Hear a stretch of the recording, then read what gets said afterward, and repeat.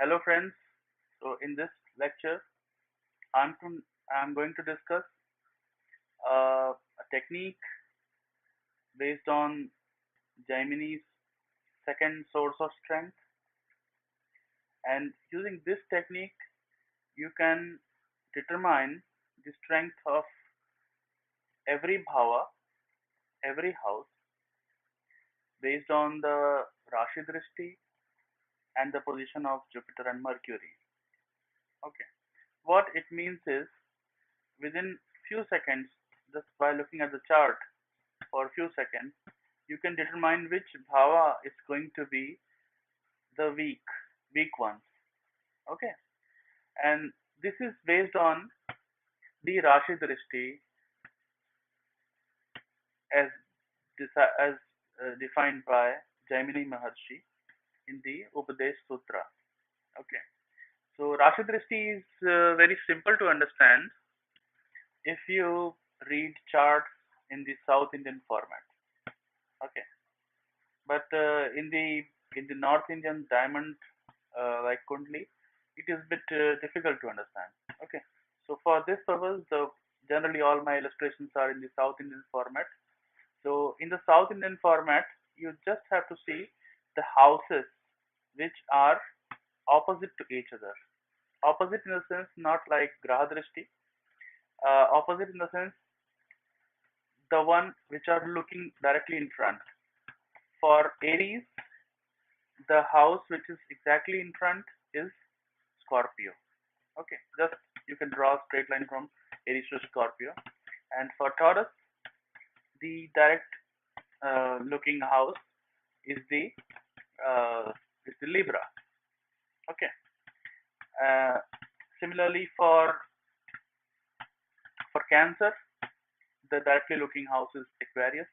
For Leo, it is Capricorn. And likewise, the opposite is also true. So Capricorn is having Rashi Drishti on Leo, and Leo is having Rashi Drishti on Capricorn. It's a mutual kind of thing. Okay. So Aries and Scorpio, Scorpio and Aries. So that is one, you can say one pair for Rashi Drishti. So basically all the, you can say Sammukh Rashis. Okay.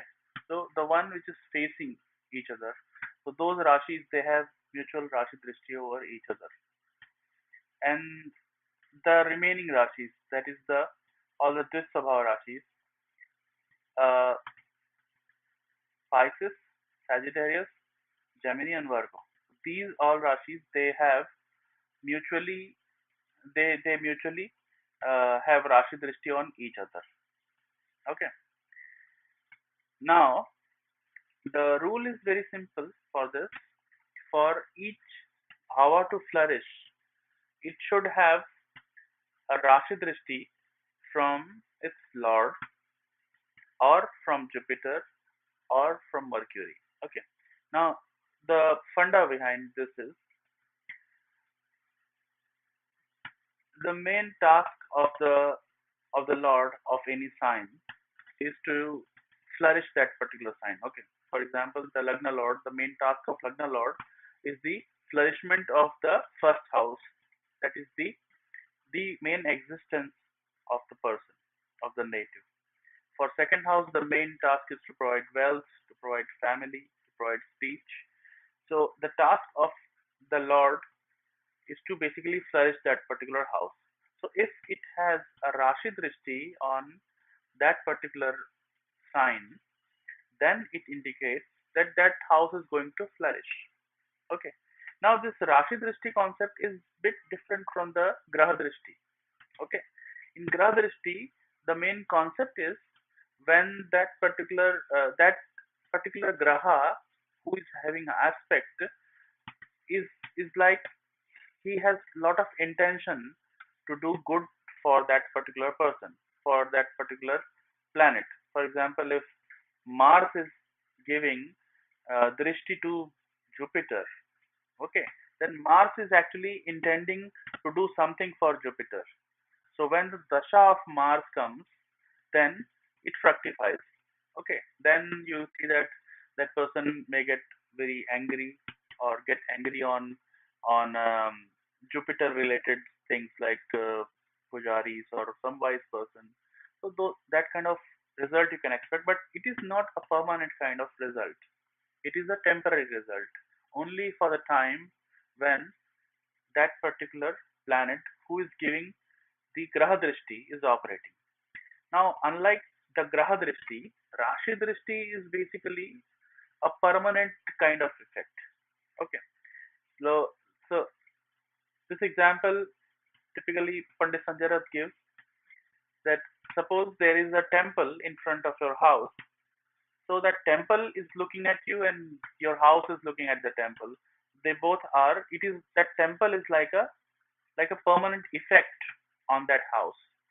So similarly, in the Rashi Drishti, the houses and the planets which are there in those houses, if they are giving Rashi Drishti, then it is like a permanent effect on that house. It is not dependent on the Vimshotri Dasha or something. It is like a permanently, you can say, suppose your neighbor is very wealthy. Okay, so your neighbor is wealthy. He'll remain wealthy, and even though he does not intend to do anything for you, but just like it will just provide an environment to you. Okay, it will be just like an environment to you. So likewise, if your relative is a scientist or uh, is having very good position and powerful position in the government, and even though they may not do anything for you, but they are still there. Okay, and they will have based on those relatives. Actually, you will be known like, okay, this guy has so many relatives, very powerful relatives, even though those relatives will not do anything for you, but they'll just add to your position. Okay, that you have powerful contacts. Okay, but when the graha drishti is there, then it means that person who is in the government or he's in the high powerful position, he will do something for you when that dasha comes. Okay, so with this understanding, you can apply this these principles. Okay, and that principle is for a bhava to flourish always throughout your life, it should have Rashi Drishti from the Lord. Okay, so when the Rashi Drishti is coming from the Lord Himself, then you see it is like suppose Aries is the Lagna, and the Lagna Lord of Aries has gone into Scorpio. Now, even though it has gone into Scorpio, the eighth house, but it is having continuous Rashi Drishti to the Aries, which is the Lagna. So the main task of Mars is to provide health, is to provide identity, is to provide the overall life vitality to the person, and it is also giving the Rashi Drishti also. So it will throughout the life it will going to be good for the person. Okay, because the Lagna Lord is giving direct Rashi Drishti on the Lagna. Okay, likewise for all other bhavas. So if let's say you are looking at the house of gains, 11th house. So if the 11th house Lord is having Rashi Drishti on the 11th house throughout the life, then it is going to give continuous flow of income throughout the life. Okay, there will not be any breakage. But on the contrary, if some planet is having Graha Drishti on the 11th house, then it will just happen during the Vimshotri Dosha of that particular sign, that particular Graha, and not always. Okay, so so the first thing is the bhava that you are reckoning right now. It should have the Rashi Drishti from the Lord, and if there is no Rashi Drishti, then it should have the Rashi Drishti either from Jupiter or from Mercury. Okay. Now, why Jupiter and Mercury? These two planets in the Nadi astrology, these two planets are considered to be sattvic planets. Okay. Sattvic in the sense these are the planets who always do good to others. Okay. They don't have even a smallest thing of maleficence in them. Mercury is like a child. So just like a child, he doesn't have anything bad in his mind. He's always um, Even though he is fighting, but his mind is pure. His chitta is shuddha, pure chitta, pure inner being. Okay, so he'll not do bad to anybody. And if it has got good agenda, so when it gives the Rashi Drishti on any particular bhava, it will do always good for that particular bhava. Okay. Similarly, Jupiter is like a wise person, and the wise person who has gone, you can say, beyond the mind, beyond the Maya, and uh, beyond all the materialistic stuff. Okay, so that Jupiter is the very essence of wisdom. When Jupiter is giving Rashi Drishti on any particular bhava, so it means that it is going to flourish that particular bhava. Okay, so these three things one should note. Either it should have Rashi Drishti from the Lord, or it should have Rashi Drishti from Jupiter, or it should have Rashi Drishti from Mercury. And if any of these things is not happening, then that particular bhava is going to will will have suffering, or there will be a sense of void in this life. You'll always find something uh, unbalanced about that particular bhava. Okay, so this is a very snapshot method of finding out which bhava will always flourish and which bhava will always give problem to the native. Okay, now when we see the illustration, we'll understand in detail how the Rashi Drishti works and how this second source of strength works in the Kundali. Okay, let's go. Okay, so let us understand this concept of Rashi Drishti before we take into account the secondary source of strength by jaimini. Okay, so Rashi Drishti.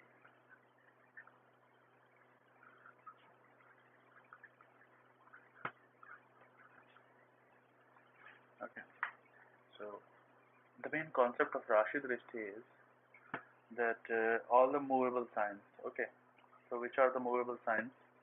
The Aries, the Cancer, Libra, Capricorn. These movable signs, they they have Rashi Drishti on all the fixed signs except the one adjacent to them. Okay, so Aries is the movable sign. It is going to have Rashi Drishti on Scorpio, which is fixed sign.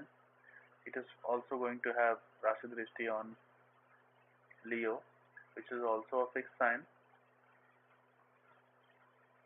and it will also have Rashi Drishti on Aquarius, which is also a fixed sign. Okay, but it will not have Rashi Drishti on Taurus, which was adjacent to it. Now for Taurus, and likewise all other movable signs, they have Rashi Drishti on all the fixed signs except the one next to it. So take Cancer. Cancer is the movable sign. So it will have Rashi Drishti on Taurus. It will have Rashi Drishti on Scorpio. It will have Rashi Drishti on Aquarius. But it will not have Rashi Drishti on Leo, which is just the next to it.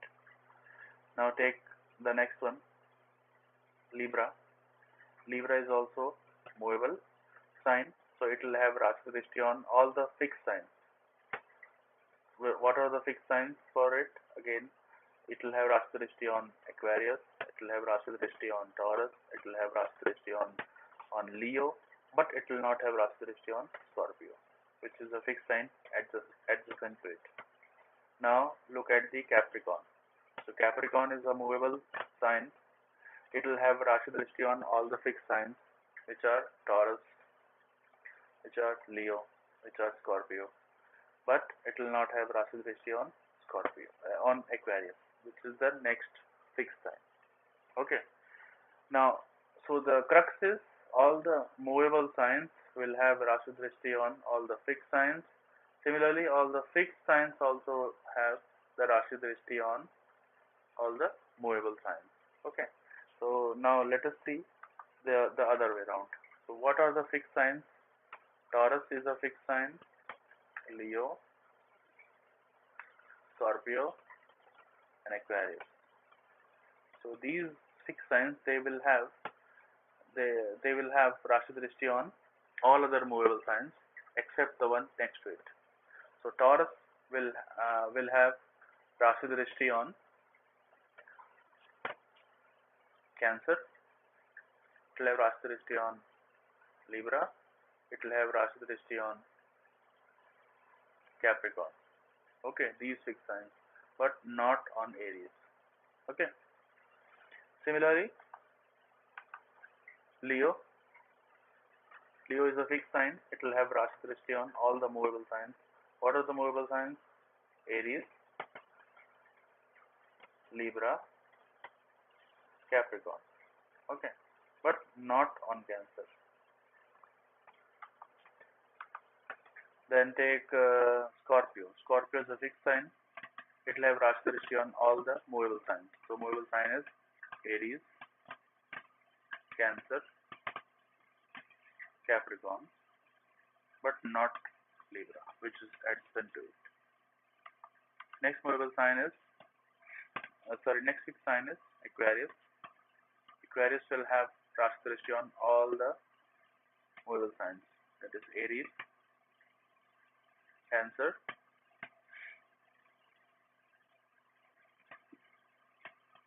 Libra, but not on Capricorn. Okay. And the third rule is all the Drisabha Rashis they have Rashi Drishti on each other. So what are the Drisabha Rashis? The Pisces, the Gemini, Virgo, and Sagittarius. So they will have Rashi Drishti on each other. Now the rule. The rule is take any X bhava of consideration. Okay. Let's say that X bhava is this. Now this X bhava should have Rashi Drishti from its Lord, or it should have Rashi Drishti from Jupiter or Mercury. If one of these three conditions suffice, then this bhava will prosper. If it doesn't, then this bhava will not prosper. Okay. So let us take this Aquarius. Okay. Let's say this is the ascendant, and this is Aquarius sign, and Lord of Aquarius is Saturn. Saturn is there here in Cancer. Okay. And Jupiter is here, Mercury is here. Now let us take into account the first house itself. The first house Lord is Saturn, and Saturn is aspecting, giving the Rashi Drishti on Aquarius. So this bhava will prosper because of Lord. Okay. Now let us take the second house. Second house is Pisces, and Pisces, the Lord of Pisces is Jupiter, and Jupiter is not having any Rashi Drishti on it. So there is no Rashi Drishti from the Lord Jupiter, but there is a Rashi Drishti from Mercury, because this is a Drisabha Rashi. So any house, all the houses, all of this Sabha, they will have mutual Rashi Drishti. So it is having Rashi Drishti from Mercury. So this will also prosper. Now let us take into account the third house, Mars. So let's say Mars is here in the fourth house. Okay. So this house, its Lord is there in the second house, in the fourth house, so it will obviously not have any Rashi Drishti. So now it has to look at the other source, which is now here you see, Jupiter is having Rashi Drishti on this one. So because of Jupiter, this bhava will prosper. Now let us look at the fourth house. The fourth house is Taurus, and Lord of this is, let's say, placed in Leo. Okay. Now This is a now this fourth house. It is not having the Rashi Drishti from the Lord. It is not having Rashi Drishti from Jupiter, not having Rashi Drishti from Mercury. So this Bhava will not prosper. Likewise, you see the prosperity of each and every house by applying these three principles. Okay, that is the Rashi Drishti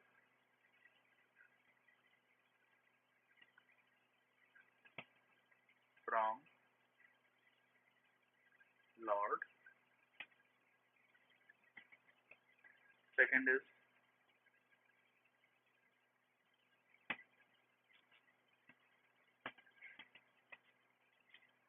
Rashi Drishti from